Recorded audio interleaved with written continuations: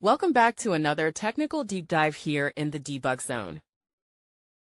Today, we're tackling a big question and breaking it down with insights from other users. Hopefully, this clears up some misconceptions and helps you get the answer you need.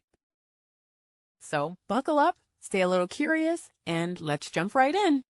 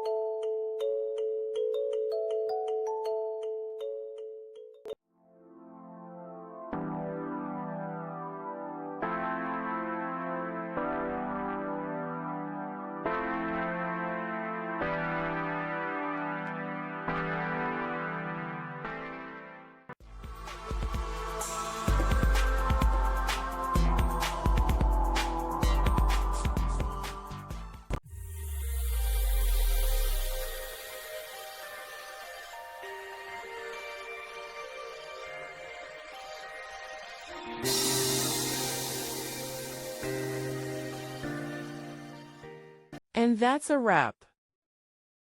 I hope you found the answer you were looking for. If you did, take a second to hit that subscribe button. It really helps out. And let me know in the comments which solution worked best for you. See you next time in the debug zone.